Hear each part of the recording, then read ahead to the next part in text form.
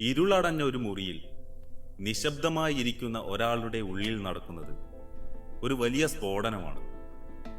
നാം പ്രണയം എന്ന് വിളിക്കുന്ന ആ വികാരം യഥാർത്ഥത്തിൽ ഹൃദയത്തിലല്ല, മറിച്ച് തലച്ചോറിനുള്ളിലെ കോടിക്കണക്കിന് കോശങ്ങൾക്കിടയിൽ നടക്കുന്ന ഒരു രാസയുദ്ധമാണ്. ഒരു വലിയ നഗരത്തിലെ വൈദ്യുതി വിതരണ സംവിധാനം പോലെ നമ്മുടെ ശരീരമാകെ പടർന്നു കിടക്കുന്ന നാഡീവ്യവസ്ഥയിലേക്ക് തലച്ചോർ ചില സന്ദേശങ്ങൾ അയക്കുന്നു. ഇത് വെറും ഒരു വികാരമല്ല, മറിച്ച് പ്രകൃതി നമ്മുടെ നിലനിൽപ്പിനായി ഒരുക്കിയ ഏറ്റവും സങ്കീർണമായ ഒരു കെണിയാണ്. ഈ കെണിയിൽ വീഴുമ്പോൾ നമ്മുടെ ശരീരം ഒരു പ്രത്യേകതരം ലഹരിക്ക് അടിമപ്പെടുകയാണ് ചെയ്യുന്നത്. ഒരു കൊച്ചുകുട്ടിക്ക് മിഠായി കിട്ടുമ്പോൾ ഉണ്ടാകുന്ന സന്തോഷം മുതൽ ഒരു പർവ്വതാരോഹകൻ കൊടുമുടി കീഴടക്കുമ്പോൾ അനുഭവിക്കുന്ന ആവേശം വരെ നിയന്ത്രിക്കുന്ന അതേ രാസവസ്തുക്കളാണ് ഇവിടെയും വില്ലന്മാരാകുന്നത്. നമ്മുടെ തലച്ചോറിനുള്ളിൽ ഡോപ്പമിൻ എന്നൊരു രാസവസ്തുണ്ട്. ഇതിനെ ഒരു റിവാർഡ് സിസ്റ്റം എന്ന് വിളിക്കാം. അതായത് നമുക്ക് സന്തോഷം നൽകുന്ന ഏത് കാര്യം നടക്കുമ്പോഴും തലച്ചോർ ഈ രാസവസ്തുവിനെ പുറത്തുവിടും. പ്രണയത്തിന്റെ ആദ്യ നാളുകളിൽ ഈ ഡോപ്പമിൻ നമ്മുടെ ശരീരത്തിൽ ഒരു പ്രളയം പോലെ ഒഴുകുന്നു. ഒരു തരം അതിമാനുഷിക ഊർജം നമുക്ക് അനുഭവപ്പെടും. ഉറക്കമില്ലായ്മയോ വിശപ്പില്ലായ്മയോ നമ്മെ ബാധിക്കില്ല. കാരണം തലച്ചോർ അത്രമേൽ തീവ്രമായ ഒരു ലഹരി അവസ്ഥയിലാണ്. ഇതിനൊപ്പം ഓക്സിറ്റോസിൻ, വാസോപ്രിൻ എന്നീ ഹോർമോണുകൾ കൂടി ചേരുന്നതോടെ രണ്ട് മനുഷ്യർക്കിടയിൽ അദൃശ്യമായ ഒരു രാസബന്ധനം രൂപപ്പെടുന്നു. ഇത് രണ്ട് തന്മാത്രകൾ തമ്മിൽ ചേർന്ന് പുതിയൊരു പദാർത്ഥം ഉണ്ടാകുന്നത് പോലെ കൃത്യവും ശാസ്ത്രീയവുമാണ്. ഇനി ഇതിന്റെ ഉൾവശമൊന്ന് പരിശോധിക്കാം. നാം ഒരാളെ കാണുമ്പോൾ നമ്മുടെ കണ്ണിലൂടെ എത്തുന്ന പ്രകാശം തലച്ചോറിലെ ഹൈപ്പോതലാമസ് എന്ന ഭാഗത്തെ ഉണർത്തുന്നു. അവിടെ നിന്ന് തുടങ്ങുന്ന ആജ്ഞകൾ അഡ്രിനാലിൻ ഗ്രന്ഥികളിൽ എത്തുകയും അഡ്രിനാലിൻ രക്തത്തിലേക്ക് പമ്പ് ചെയ്യപ്പെടുകയും ചെയ്യുന്നു. പെട്ടെന്ന് ഹൃദയമിടിപ്പ് കൂടുന്നു, കൈകൾ വിയർക്കുന്നു. ഇതൊരു പ്രതിരോധ തന്ത്രമാണ്. കാട്ടിൽ ഒരു വന്യമൃഗത്തെ കാണുമ്പോൾ ശരീരം കാണിക്കുന്ന അതേ പ്രതികരണം. പക്ഷേ ഇവിടെ ഭയത്തിന് പകരം ശരീരം ഒരു പ്രത്യേകതരം ആകർഷണമാണ് പ്രകടിപ്പിക്കുന്നത്. പ്രകൃതിയുടെ ലബോറട്ടറിയിൽ മനുഷ്യൻ വെറും ഒരു പരീക്ഷണ വസ്തുവായി മാറുന്ന നിമിഷമാണിത്. എന്നാൽ ഈ രാസലഹരിക്ക് ഒരു മറുവശമുണ്ട്. പ്രണയത്തകർച്ച അല്ലെങ്കിൽ ബ്രേക്കപ്പ് എന്നത് ഈ രാസവസ്തുക്കളുടെ പെട്ടെന്നുള്ള പിൻവാങ്ങലാണ്. ഒരു ലഹരിക്കടിമപ്പെട്ട ആൾക്ക് അത് കിട്ടാതെ വരുമ്പോൾ ഉണ്ടാകുന്ന വിഡ്രോവൽ സിംറ്റംസ് അത് തന്നെയാണ് ഇവിടെയും സംഭവിക്കുന്നത്. ഡോപ്പമിന്റെ അളവ് പെട്ടെന്ന് താഴേക്ക് പതിക്കുന്നു.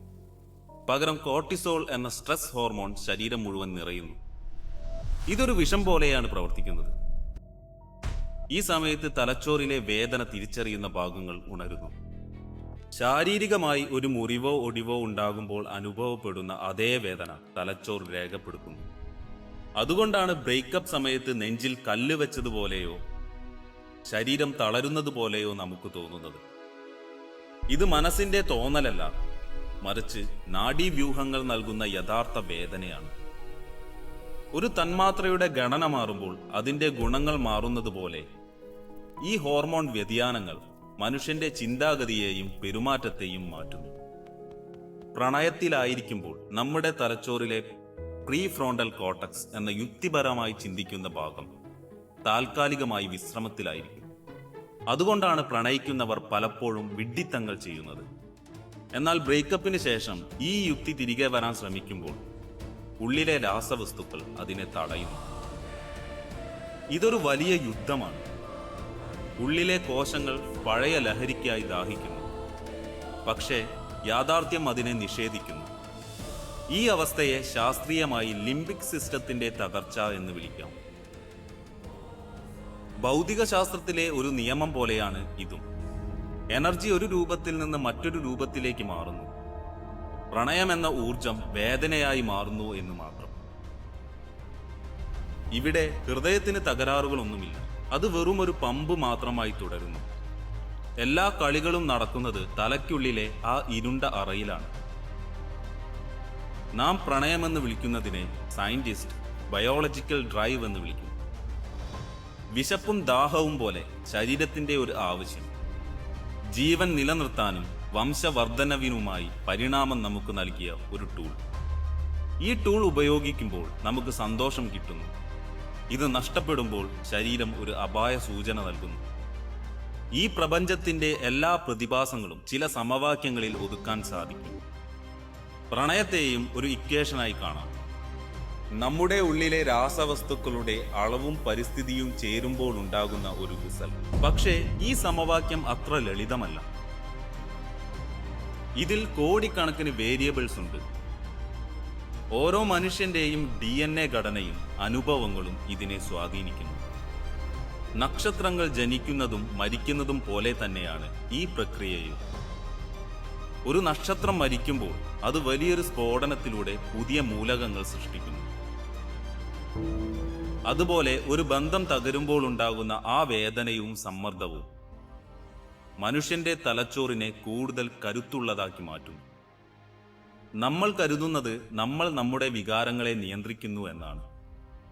എന്നാൽ യഥാർത്ഥത്തിൽ നാം വെറും രാസപ്രവർത്തനങ്ങളുടെ ഒരു കളിപ്പാവ മാത്രമാണ്.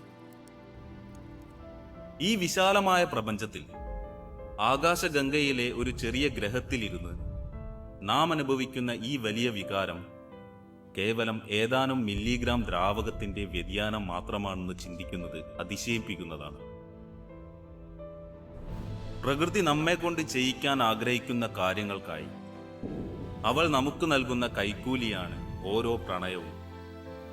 അത് തിരികെ വാങ്ങുമ്പോൾ അനുഭവിക്കുന്ന വേദന നാം പ്രകൃതിയുടെ നിയമങ്ങൾക്ക് എത്രത്തോളം കീഴ്പ്പെട്ടവരാണ് എന്നതിൻ്റെ തെളിവാണ്.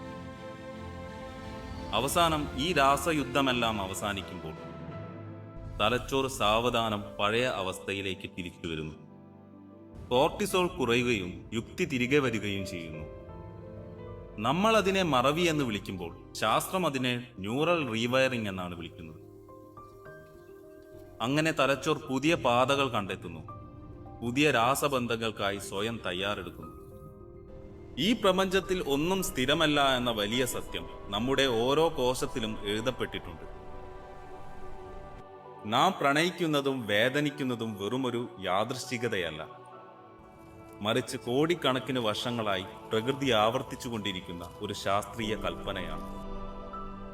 നക്ഷത്രങ്ങൾക്കിടയിലെ ശൂന്യത പോലെ നമ്മുടെ ഉള്ളിലും ചില ശൂന്യതകൾ ഉണ്ടാകുന്നത് പുതിയൊരു തുടക്കത്തിനു വേണ്ടിയുള്ള പ്രകൃതിയുടെ തയ്യാറെടുപ്പാണ്.